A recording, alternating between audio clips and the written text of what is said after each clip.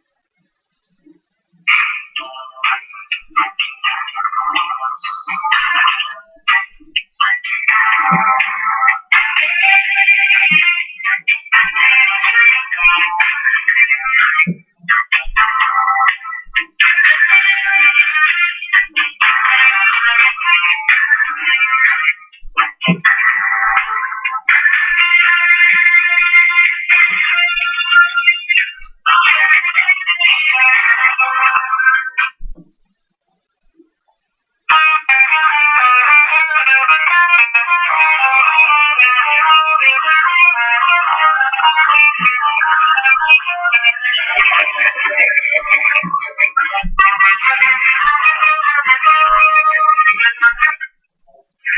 Rebels Radio. Latino Rebels Radio, Sunday, June 21st, 2015. That is Temas Abiertas by the fabulous La Plebe, Julio Ricardo Varela, Julito 77. You're listening in live, L-I-V-E, Sunday night. This isn't a podcast. This is live radio, calling radio with guests. If there anything you want, we turn into a podcast after. That's how we roll. That's how we roll. It's not right, producer Christian Enriquez. That's how we roll. That is live, brother. Live and direct. Yeah, live and direct, no editing, no, let's do this and then put a podcast up later. This is live, this is raw, this is unfiltered, this is Latino Rebels Radio. Before we start the show, Christian, fabulous producer of Latino Rebels Radio, I have to tell you one thing. Happy Father's Day. Yeah, man, happy Father's Day to you too. How was it? That was fantastic. Can I tell you, there's so much to cover, and there's so many things that we're going to be talking about. Charleston, we're going to be talking about Donald Trump, we're going to be talking about Cesar Vargas. But I have to say one fantastic thing that happened to me today. Yeah. We have an over 40 soccer league. So we have an over 40 soccer team, right? And we've been in Division 6 for about 6 seasons. Well, we finished in first. We beat a team in the semifinals. We're going to the championship next week, brother. The championship. Like, over 40 crowd, little football, little soccer, it was fantastic. Anyway, so it was a good Father's Day, but it's been one hell of a crazy sad week. Crazy sad. Yeah, what happened in Charleston. Horrible.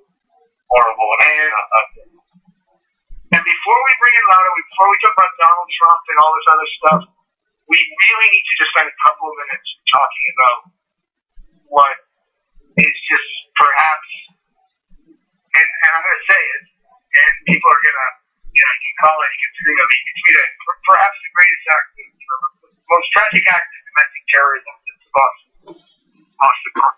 And people are probably going to have to misread me and scream at me, whatever, but that's the truth. And anyone that thinks that this is some lone shooter, mental ill, blah, blah, blah, this was an act of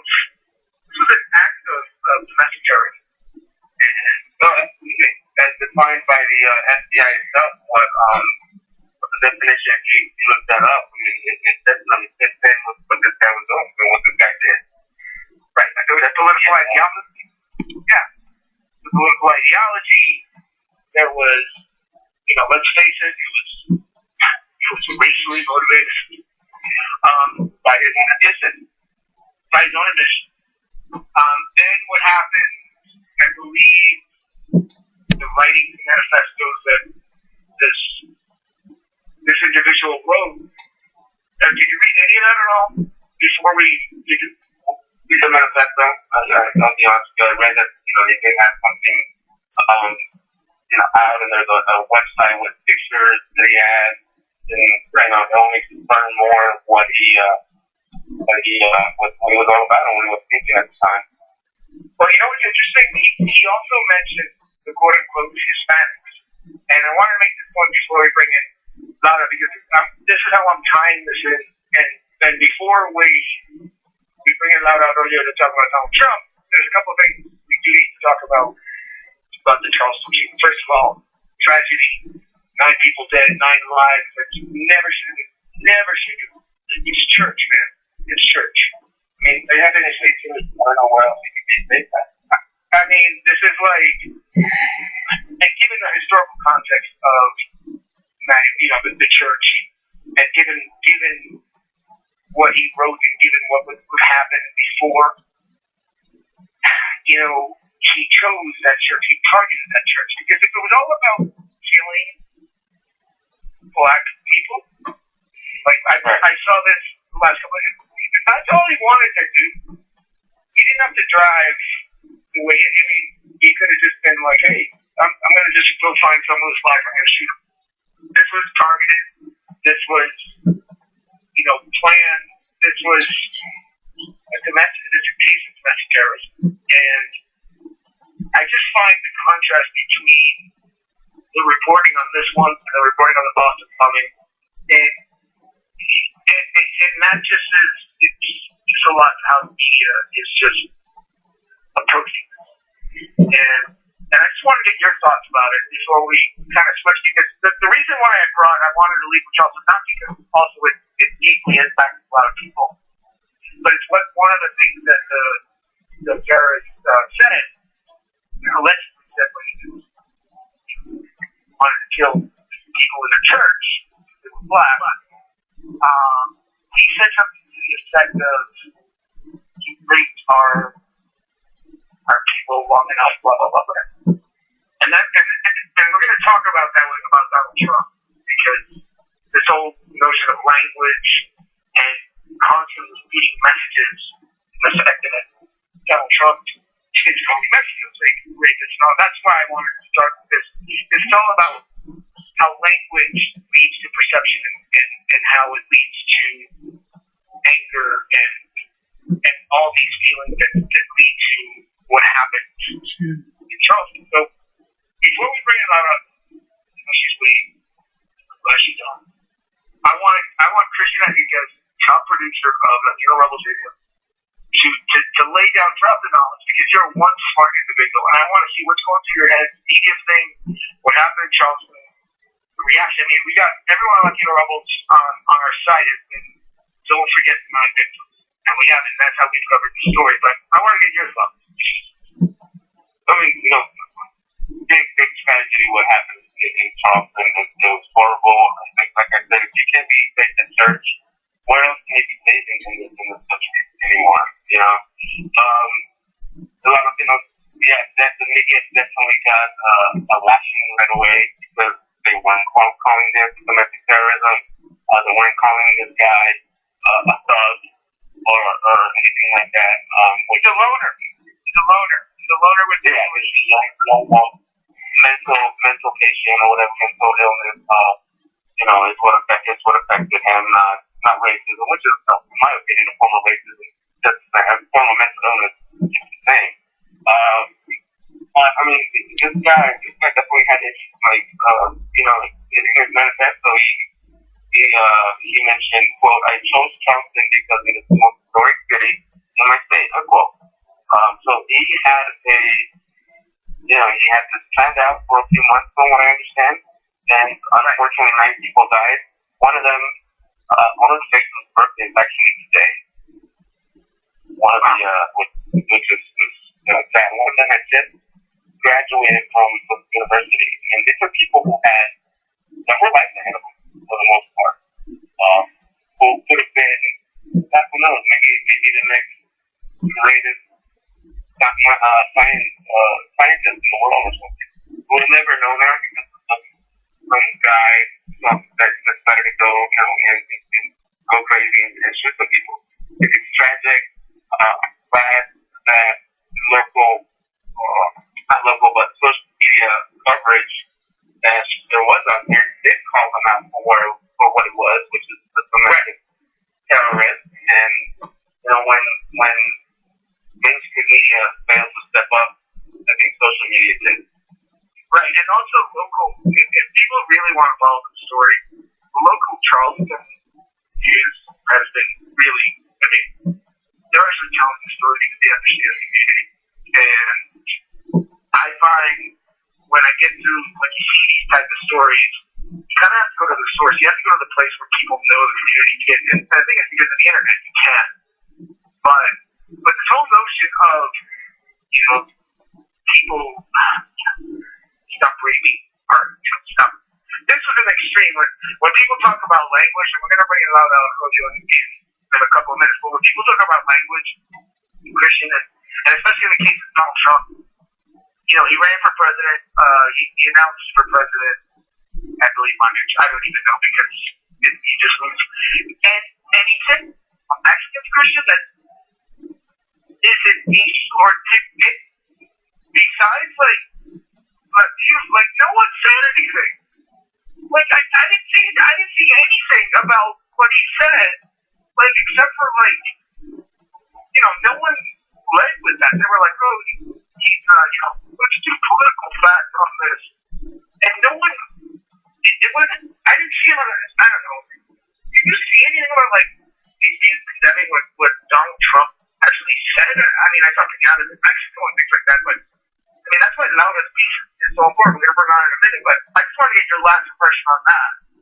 Because I thought it was, I mean, that's what he said was why people do things like the Charleston terrorists. Because when you have a national candidate say things like that, they start going, oh yeah, Donald Trump says that, sure, it must be true. Like, well, yeah, it's a rapist and criminals, yeah. But when you do things like that, it's definitely playing to those fake patriots that we hear about so much. You know what I'm saying? Those are the ones that you're gonna resonate with. Not the majority of the population who doesn't believe in that, which is ridiculous, by the way. Mexicans aren't just out there randomly raping people. The most ridiculous thing I ever heard, especially coming from somebody who supposedly trying to run for president legitimately. Good luck with that. And the guy's a businessman too. He doesn't. It just goes crazy. Listen, Christian, whatever he's coming on, whatever he says from now on, the GOP will own. So they need to really either start distancing themselves from him or do something, because they will own whatever he says from now on. And they're not. That's the thing. They're not. That's the thing about his council. Yeah, that's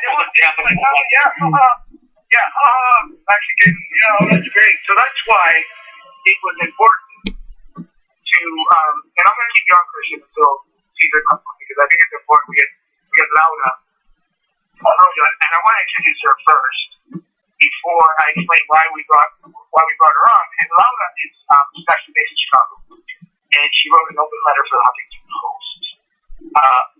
It dropped on June 18th.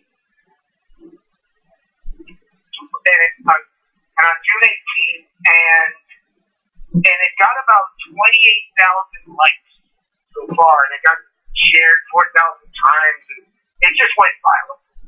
So we now have the author of this wonderful open letter, and Laura Arroyo, welcome to Latino Rebels Radio with Christian and Julio. How are you?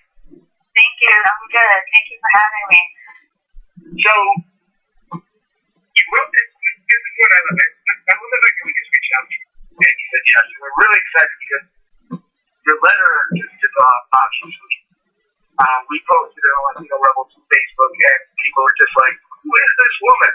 So, please tell us, I always get excited when I see people that they write something and it has impact. And I'm sure when you, how did it come about? First of all, how did it come about? What got you to write this first? Then we can talk about the reaction and what you wrote about. Okay, yeah, it really was a stream of consciousness for me. I, like everybody else, had heard and seen Donald Trump's announcement, and he had been talking about running for the last couple elections. So I really didn't think that this time it was really going to happen. So naturally, when I heard that this was happening, I had to watch, I had to see. And when I heard those comments, honestly, my mind just didn't really grasp what was going on at first. Like, why would you say this? What provoked this? I know you're talking about immigration, but why does that equal Mexican only in your head?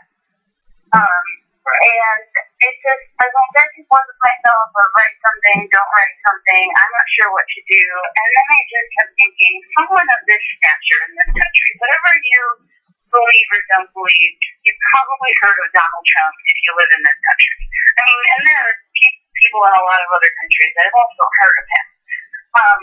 He has this platform, and you say this to probably 1 million or so people who overlook watching, and there's no rebuttal, there's no anything. So really, I had this overwhelming feeling of, you're talking about my people, talking about my family or talking about me because my father is from Mexico. And I couldn't be prouder of my father, my grandfather, my grandmother. My family members who came here really made something of their lives. No, we're not, Donald Trump status. I think, the majority of people in this country are not. But to come to a country as a child, because to be honest, my father was too young to say, I'm going to stay for his parents had decided to come to the United States. Right. But to come and to start over completely, that is bravery that I hear them talk about. Thank God my grandfather is still with us. He does talk about it. But it's hard to even wrap your mind around the idea of leaving everything and everyone you know, not knowing if you will actually make it, and then do it. And so, and then to have this kind of life where I have a large family. That picture is pretty much all of my family, but we're still growing. And everybody is close, and everybody's here, and we speak Spanish, we still speak English, all of it. I mean, it's possible, and I couldn't be happier about it, and I don't want anyone to be able to take that away from me and my family just because he has a greater platform than I do. Right. So that's why I decided to write the letter. Yeah. Yeah, so you wrote the letter. Did you write the letter with the hope of, pitching it to those Latino voices, or did you write the letter saying, I want to write the letter first, and then let me see what I can do? I mean, that's the part to do. You know what I mean? Like, you just wrote the letter. Yeah. Yeah, no, I wrote the letter, and I truthfully thought, maybe I'll put it on my Facebook page, maybe I'll put it on my Twitter, just for my friends and family, just for the people that I know, and, see what they think. It was not I'm going to write this letter and post it to, the biggest newspaper I can find. It wasn't anything like that. I needed to get this out. I was a member of the media for a long time. And I also covered a lot of stories about immigration and a lot of the protests that happened a few years ago. At that time, I was living in South Florida. So detention was about as high as you could get. And even at the stations that I worked at, things I thought maybe could have been covered a little bit differently. Right. And it's just not the way that mainstream media sometimes does things. And there are reasons for that, and I understand that. But there is still a voice there, and it's a reasonable voice, and a voice that should be heard. So I wrote the letter first, and then cited, and I did not expect it to get this many views, this many likes. I really did not expect all of this. Well, no, but I think it speaks to the point, because we've done this, Latino Rebels, Christian and I talk about this all the time, right, Christian, about giving people that voice, giving people that, just the opportunity to speak out. And this was a case where I'm not surprised that you got such intense positive reaction. This didn't surprise me at all. The moment I saw this piece, when you published it on June 18th, or I think we caught it June 18th or June 19th. I mean, I think to myself, this is going to take off. Christian, did you think, it just seems like now more than the type of voice that people are looking when it comes, because there's no one out there who once Trump said this, was on Trump, right? There wasn't anyone in media saying, wait a minute, man. I watched all the political shows, everyone was talking about everything else, but no one was talking about the insulting language that was used for Mexicans and, and rapists and criminals. It's almost like, yeah, he has a point. That was the thing that drove me crazy, just watching the coverage. And Christian, did you feel the same way before we go back to Rob? No, yeah, totally. First of all, thank you for being on. But I totally agree. There was no backlash, immediate backlash that you would expect. And on the contrary, So I read somewhere that one of the spots used anchors actually hit with them. It's crazy. But that's exactly what. Right. I mean, yeah. So you were media, and we're media. We worked in the past. You mentioned the fact that it's been a challenge, but one of the things that we found when we published a study by Hill and Knowlton about 2 years ago that no one wanted to publish, and we called it the report that CNN, the troubling report about Latinos that CNN did not want to publish. It was basically a survey of Americans who, and I don't have it in front of me, go to LatinoRebels.com, but it talks about perceptions about how people view Latinos in the United States.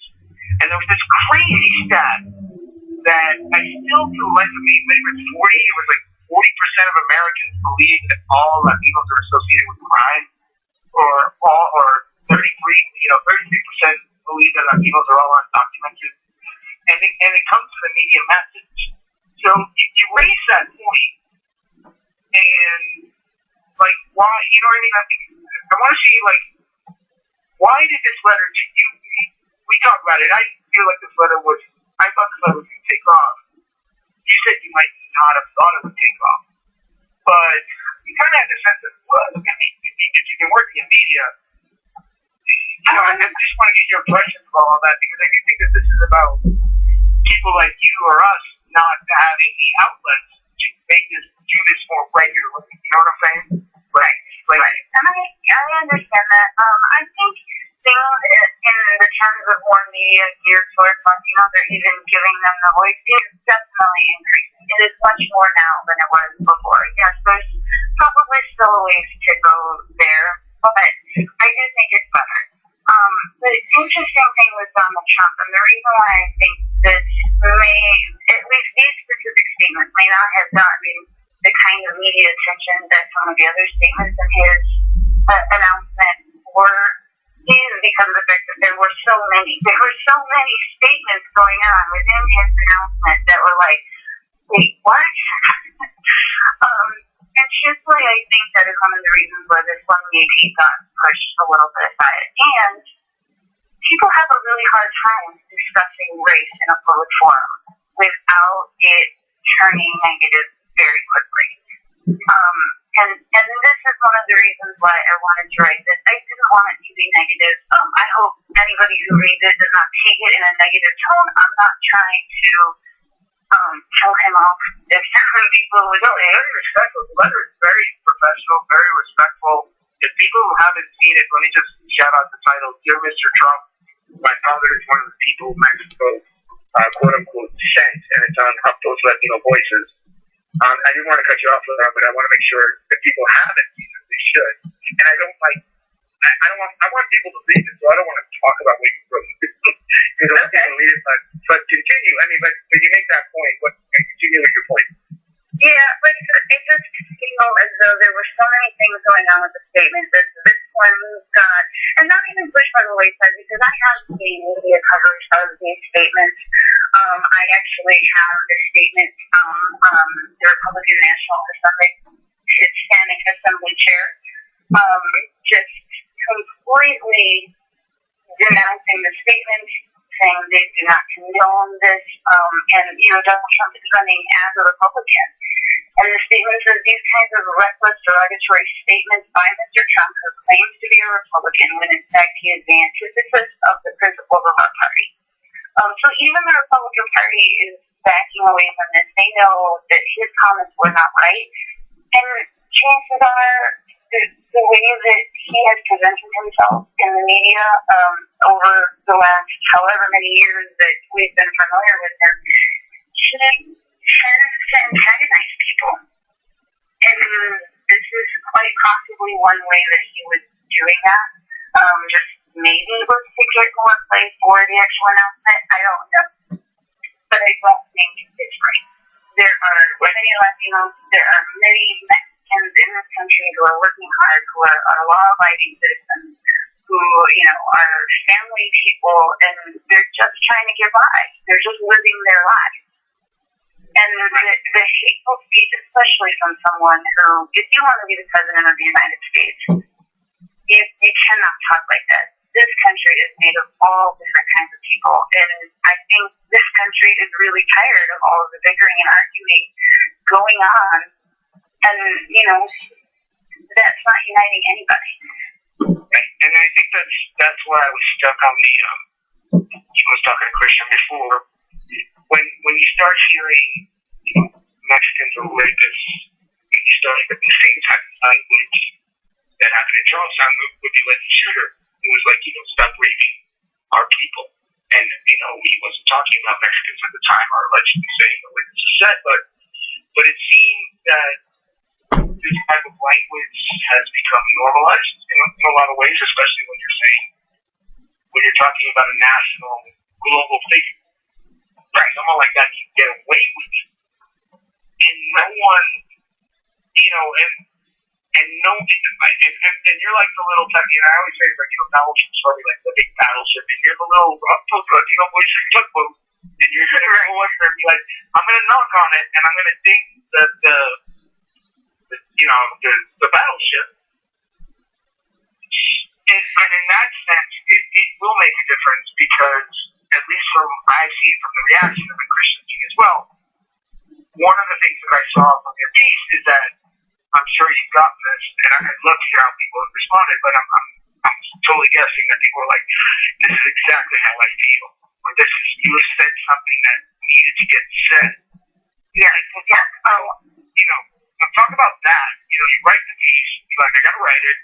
Next thing you're in, you put it on your blog, or you got it on HuffPost Latino Voices, which, we love it, okay, and all those guys, Christian, that you talked on the show, that we're big fans of HuffPost Latino Voices. But I'm sure you're now getting to the point of like, oh my God, Laura, like, this is exactly what I wanted. Thank you. And so tell us a little bit about the reaction. Yeah, it has even gone beyond that. I have gotten mostly positive reaction, and from a lot of Latinos, of course, telling exactly what you said. Thank you. This is exactly, how I feel. I was hoping someone would say it. But beyond that, I've been getting reactions from people who are of other ethnicities, or of other descent. My parents came here from Russia. My parents came here from wherever. And, I have a similar story. I'm just not a Latino. It's not a Latino story. It's a Sunday. So they're so similar. And I've been tweeted from as far away as London, people who are in other countries now who have happened to see this and said thank you. And there are other people who are not quite taking his candidacy seriously yet, but even despite that, he still has the platform. Well, it's just money about it. Like, the thing is, he's a dangerous candidate in the sense of, if he's going to spend his own money, and he's not going to put up his own money, everyone was making fun of Ross Perot when he put up his own money in the 90s. And no one, and I'm not saying that Donald Trump is a third party appeal, but when you have people that are willing to put their ego in front and are willing to spend money to stay relevant in the political debate, that someone actually told me, why are you giving this guy any attention? He's falling into the trap, playing into his publicity. It's like culture, Christian and I and others, we talk about this, but there's certain points where you kind of have to expose or say that certain language is just unacceptable. And you made it, and I can tell from just talking to you that you were like, it probably was eating at you. You're like, it was. Right about this, I thought, I'm going to think about me, blah, blah, blah. And you just wrote from the heart, and it showed, and that's why it resonates. It was. Actually, it was a little hard for me to even, after I put it down and thinking about sending it out into the world, I thought I would get more negative response than this, just because of the fact that he is Donald Trump, and I'm sure there are already a lot of people who are willing to vote for him. Right now, if you were to make a ballot, I'm sure there are people who would vote for him. And they are 100% fine, and that's fine. I would never try and tell people what to believe. So I did expect a little more negativity. And I'll be honest, I'm of course happy, but quite a bit surprised that it was probably about 90% positive and people saying thank you. Yeah, because you're probably, as opposed to Christian and I, right, Christian, you're probably like really super nice and not snarky online, as opposed to Latino Rebels. I mean, the moment we shared that, I don't know if you saw this, Christian, but the moment we shared that, there were people out there who were like, "Oh wait, but why? It's true. It's true. Why are you attacking such a great American?" And so it was so we like to think that we're your buffer. So you can keep writing the letters, and everyone will be like, "It's great. We'll take the heat because we had into this with someone about this." The last people, I have expected that. I mean, as I told you, I've been in the media. I've seen the way things kind of unfold sometimes. And I truly think that continuing to have a dialogue about race in America is something that we should do, but in a respectful way. When you use the kind of language that demeans people and makes everyone in the group the sum total of one thing, that's when people see others, not as individuals, but as just one thing that someone told you that it is, and it leads to hate. Yeah, I think with that, Laura, before we let you go, how can people know more about you? Your Twitter handle, more? How can people find out besides going to Household Voices? And my father is one of those that was sent over. How can people stay in touch with you? You can definitely reach out to me on my Twitter handle. It's Laura Emma Royal, which is just my name. I'm on it daily. I check it. I do not really write a whole lot of other things. There may be some more blog posts on the Huffington Post in the future, but I do not currently have plans to write regularly. After 80,000 Facebook likes and close to 5,000 Facebook shares, I'm sure Roca Planas and of course Latino Voices would welcome you back. So we appreciate your time, Laura. Thank you so much for being on, and it was great to have you. Thank you for having me. Take care, Laura. So that was Laura Arroyo. What do you think, Christian? But she's great, man. Her piece really resonated with people, and that's why we shared it and resonated with us. And, again, this is what we're all about, man. Giving people, like Laura, the voice and the ability to be heard, so that, people don't get the wrong perception about Mexicans or any other minority for that matter. Yeah. There was a part of me listening to her, like, I wish she was at that press conference. She just, she's so professional in the way she handled, even how she responded to him. And I would just sit there and be like, imagine if she was there. Say things. And, but before we bring on Cesar Vargas, but the whole thing about Trump, I mean, I know some people have called it out and things like that, but it just was one of those, like, Mexicans rapists. Yeah, they're criminals. Yeah. It was like that one day. Yeah, on Monday they're like, oh, Donald Trump, yeah, whatever. Yeah, well, he's probably right about that. And I'm like, I don't get it. National political candidate with tons of money person. He's not going to take any PAC money or whatever. So people can make light of him, but he's not going there. I think he's going away because this guy is, you know what I mean? Yeah, I don't think he's going to go away either. But it's going to be the best as far as us and covering him and all the Twitter jokes and all this other stuff. It's going to be awesome. I can't wait. Yeah, Pinata, one of the things that was actually right. Pinata was in Mexico. That went crazy. But anyway, all right, we're going to switch gears. We're bringing on, we're going to bring on Cesar Vargas, who's fast becoming a regular guest on Latino Rebels Radio. How are you? Christian, Hey, how are you? How's everybody? We're always happy to have you. And Cesar, I was ready to celebrate the fact that you were going to be in the New York bar. But you got to, what went on? Because all of a sudden, DRM actually called us, tagged us and said, fantastic news. This is Vargas, get to the New York bar. And then I see a local Des Moines Register story that I think dropped Thursday or Friday. It definitely got lost in the news cycle. That now your law license is delayed or it's being blocked. So tell me where you are with all this now. Yeah, so essentially, I guess this all stems out from in January, Congress Steve King, and we all know what he's famous for, comparing the NFL to the dog, Holy Dreamer, drug runner, and pretty much just the whole gamut of. Melon Light, got really big melon lights too, like melon. Yeah, I'm trying to work on what's behind it, but in January he held a conference, the Iowa Freedom Summit, which he invited pretty much, you name it, all the Republican presidential candidates, including Donald Trump. It's funny that you all talk about, she was there, and then Sarah Palin was there, all of them were there. And for us, we went there because Rick Perry was there, and Chris Christie, Rick Perry from Texas, who's actually technically leading the lawsuit against deportation relief against the president's executive action. We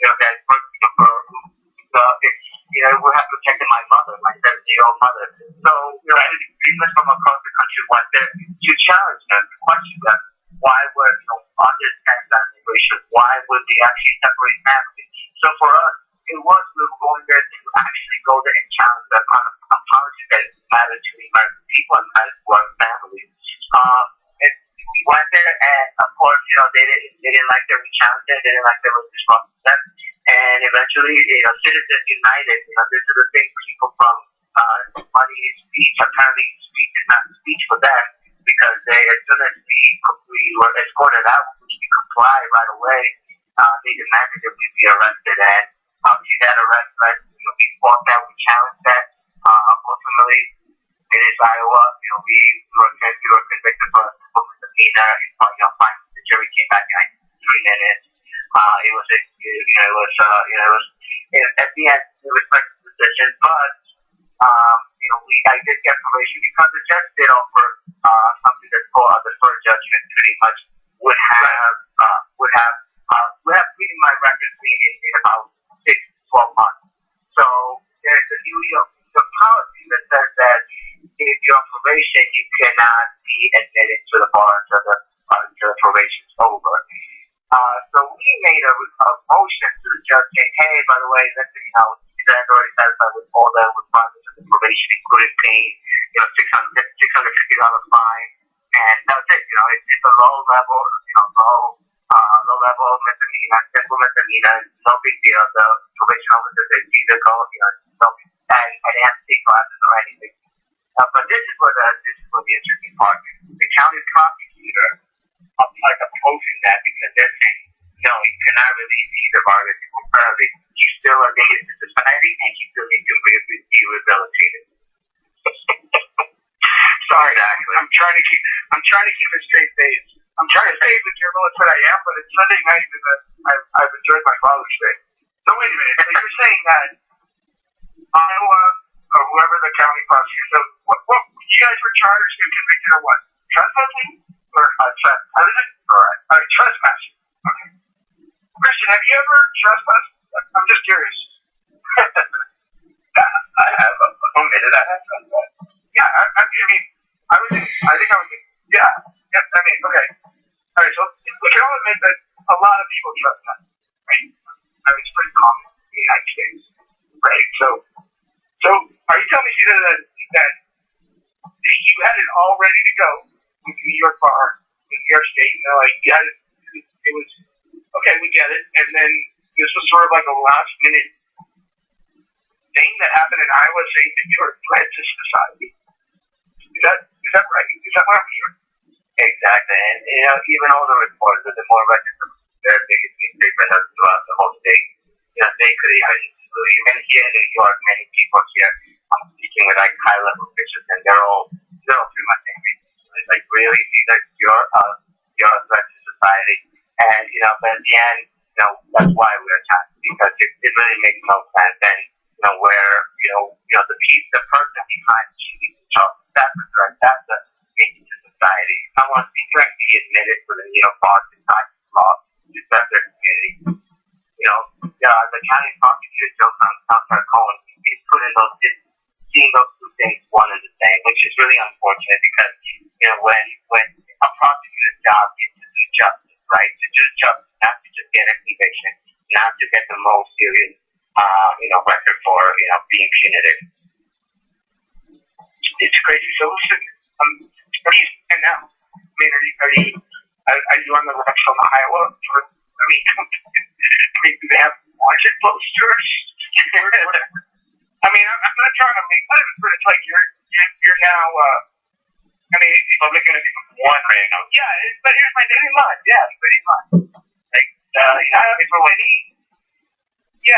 continue. Yeah, what do you say with that? And then I have a follow-up question. Go. So I was like, it's like literally like, even though the more the front page is like, Dreamers historical like delay by Iowa probation, and even the reporters are like, these are the threats, right? And pretty much everybody's like, it's a monstrosity what that actual, it's like, call them enemy number one, right? Well, yeah, maybe if you've seen your Twitter feed once in a while, maybe you are to some people. That is true. But let me ask you this. Do you have any indication, obviously you guys protested, there's a misdemeanor, but this is kind of like this last minute thing. There's no indication, you guys don't have any indication that someone in Iowa is who shall go nameless, has it in for you. Like you don't have any suggestion that this is all politically motivated. Well, we have no concrete evidence, but this is the fact is that when it's like what the Morris report, right? This is something that would have been historic, and all of a sudden it's automatically hit on more. But at the same time, for me, I knew that even in it, from the beginning, this was going to be a fight, this was going to be a challenge, and for me, the fact is that it's not a responsibility, and fine, I respected the jury's decision, and that to me is where I'm questioning. But I am challenging in terms of what it means to do justice, right? Especially when you have others, not just myself, but when you have young people who are willing to challenge the president's candidates, who are willing to challenge, big time politicians because they care about their family. And for me, this is more what has made that if a county prosecutor is not going to chill the First Amendment speech, regardless of where it is. And there's definitely boundaries, but you know what? At the end, when you're putting a person trying to get admitted as a lawyer and maybe the child shooter as dangerous in society, it's a little far-fetched and really ridiculous at that. It's pretty much the same. I would have been putting the same thing as Donald Trump, all his comments that he has ever made. Yeah, you're a Mexican criminal, man. You're a Mexican criminal. That is the there you go. Right there. Maybe Donald Trump was right. So, moving on. Alright, so you're just sitting tight and waiting. Like it's going to take another year, you think, or? No, we're not waiting. For us, we're gonna we'll do that. We're gonna push them, especially the counterpart, which you're gonna hear not just from Iowa, from across the country, of the people supporting that so-called danger to society. So we're expected to really allow him and the counterpart to hear from Iowa and to hear from across the country where people support. And at the end, we're gonna keep pushing, and we're gonna. Like I said, for me, I have no question that me challenge a politician was the right thing to do. Right. So since we have you for a couple more minutes, and when we're talking about Cesar Vargas of the PRM Action Coalition, talking about its recent, let's say, being admitted to New York Bar, hopes delayed. We say that delayed, they were about to happen. Probation from Iowa put a crank into all this. But let's talk a little bit about the presidential landscape. I know you guys have been starting to rev up for 2016. What can you tell us what you guys are doing? I mean, there's so many candidates. Do you have enough people to cover? How many candidates are out there? It seems like. I know that Sanders. Yeah, I know Bernie Sanders spoke in Vallejo. I know that Hillary Clinton spoke in Vallejo, and I believe Ben Carson. I don't think anyone else did. But yeah. So what? Yeah. So what are you hearing from those speeches? From each one of them? I think from the Democratic side, they're definitely conscious of where the energy is, and the energy really is it's full leadership, not just rhetoric, not just 2008 flashy first African American first woman, and I think that's really good because I think the fact that the Hillary Clinton campaign is up to us, they're reaching out, the other campaigns are reaching out to us, for them it's definitely that sense of we need to take in consideration the dreamers, and we also Hillary already hired a form for dreamers to kind of say this is something that's serious, and it's definitely encouraging that they are taking a position that they're challenging the legal authority of the president. He didn't go far enough, right? Yeah, but what we need right now is a concrete plan and a concrete timeline of what they're going to act, because the reality is, things that the president they're going to perform well. They can, just like President Obama did, I'm going to do this in my first year. And what happened? There was no firm commitment. So we definitely hope that right now we're going to continue to, at least until the actual field actually stabilizes and we get a solid number, then we'll actually start seeing. But who's going to take Donald Trump serious? Who's going to take Ben Carson serious? And at this point, even Hillary, I actually not even take it serious because there is the CNN poll saying that more and more people find out the people are dishonest. And I think right now we need to finally see where the community stands and where the candidates are going to come from. Yeah. Did you follow what happened with the lawyer protest with Cecilia Munoz? Yes, I did. What do you think about all of that as well? Well, I think we were actually I know the president, the executive director of AILA was engaging with us on Twitter, and for us was a question like, well, are you endorsing the actual policies of the Obama administration, including the family detention, the increasing policies to help families and create new detention centers, and for them their stance as well as well, we just might develop a position. But the reality is that as lawyers who are defending, they have to tell us, they committed to tell us they advocate for immigrants and obviously the immigration detention center. It's a little difficult to honor and invite a keynote speaker, one of the persons who has been responsible and defending, really vicious policies. They are really targeting families. They are causing pain. Not just abstract pain. It's just families with children who are literally in prison for doing nothing but escaping their home. So I understand maybe an invitation to just be the lawyer, but to be the keynote speaker is a little difficult to digest. That they're not inviting our solely because of our policy. It was a little bit how shall we say it, awkward in the end, at least from the people that we talked to. Even though the executive director of AILA, who's, for people who know, that's the American Immigration Lawyers Association, even though she called the behavior unprofessional and unbecoming, I really thought that, I can see where those lawyers were coming from, because at least the lawyers I saw there and the lawyers that I know who do this work, they really are close to the situation.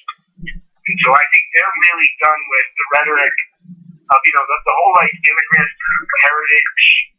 I'm an immigrant, you're an immigrant, we're all immigrants, that the White House has been promoting. I think these lawyers who are in Carnes, who are in other places, other detention centers, trying to help their clients, I think they're just done with that rhetoric. I think they're just stop it. And I think Cecilia Munoz became, I think it was almost like the final straw to see these professional people do something that is viewed by people as unprofessional. I think it's, from what I can see from this vantage point, are you supposed to speak out when you see something that you don't find, that you find objectionable in your industry or with your colleagues?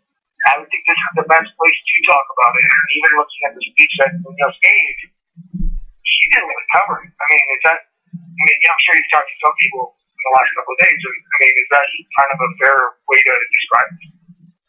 It's sadly because where we are now, German Young, she definitely had her heart and her career dedicated to the advocacy of immigrant rights and Latino rights. And, but the reality is that we know the black hole of the people he fought with. We know what it like, the thirst to have a proximity to the axis of power, right? And even when that actually does not even translate into actual policy influential, movement. So, certainly also that where she came from, and many lawyers have lost themselves in the DC subway solely because they get entranced by the party, they get entranced by meditation. And when you get invited by the White House, and believe me, like I remember when we were actually close to the White House, we were actually close with many, but when people start getting close to them, they start inviting you.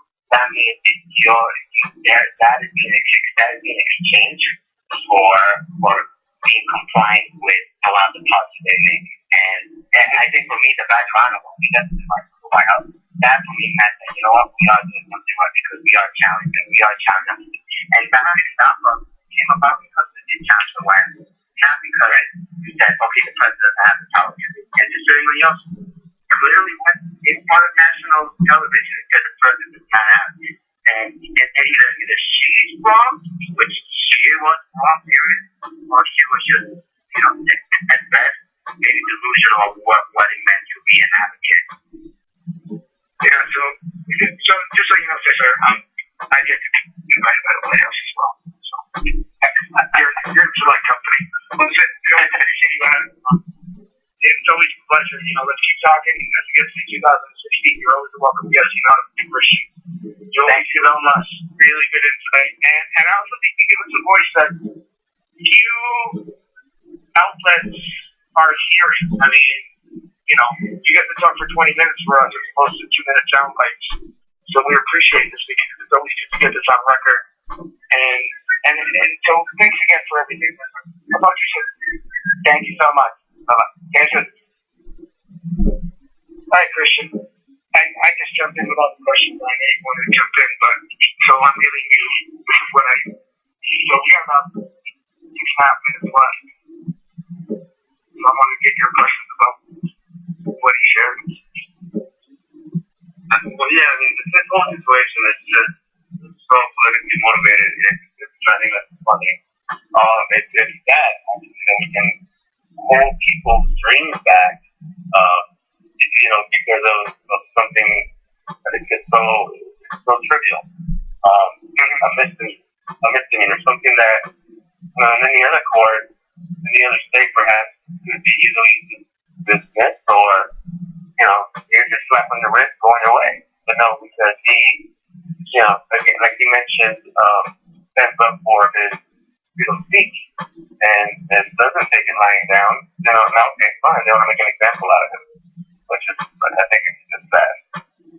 Yeah, he handled it well, and he's gonna fight back. But one of the things, what's sad about it is because when people see that story, there's still a lot of Americans who go, "Well, he's a criminal. He shouldn't even be here." So yeah, there's a good. That's what yeah, exactly.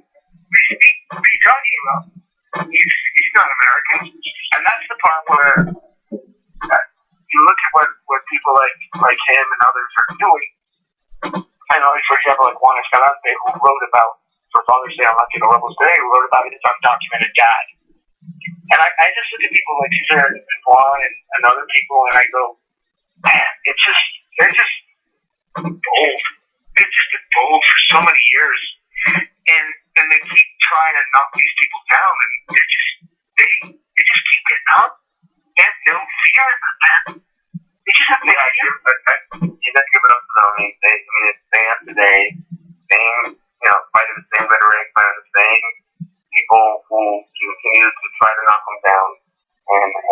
up every morning and say, let's do it again.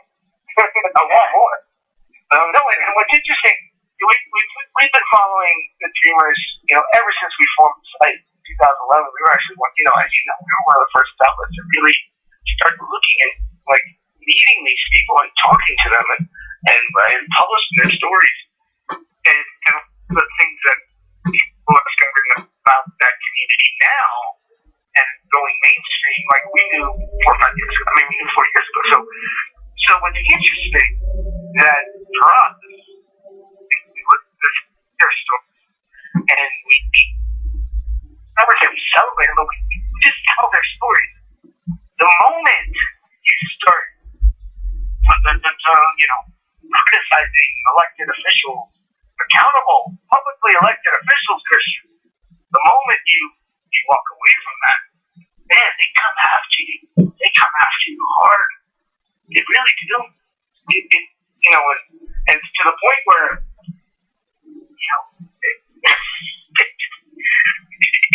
the point where it's like, if you take the Sincerely Munoz speech that happened, and, we wrote about it, people are just tired they're just tired about, like, he said, I'm an immigrant, you're an immigrant narrative. It's so, like, the song from, got my dog on this dance recital where they sang Blue Blue Power, it's like, it's so 2008, like 2008, I know it's like a bad quote, but that's what it is. It's like, these are tea leaves, man. Like, it's done. This whole, like, you know what I mean? It's like, well, I'm an immigrant, you're an immigrant, blah, blah, blah. And it's like, there's children being detained in on U.S. soil, family detention, quote unquote, family residential centers, which are run by private companies. You don't think that that's un-American? And that's boggles my mind as a journalist. Because you bring it up and it's like, oh, yeah, you're pro-amnesty, you're pro-open border. I'm like, no, pro-humanity. There's 6-year-old kids, there's 5-year-old kids with their mothers being held in detention centers for a year.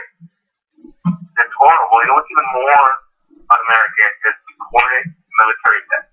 That's even more un-American. We got to do that that's our next show. We got to do more of that. Because it's July 4th, Independence Day, we're going to do that around, maybe do it, we got to do that show the next couple of weeks. Because that's another one that people, and they can't, when you bring that up, as a concrete example, Christian, to the quote-unquote patriots, they can't, what? Huh? How did they get in the military? What are you talking about? Yeah. And the other thing I'll leave you with this is, when my Facebook page is quite interesting.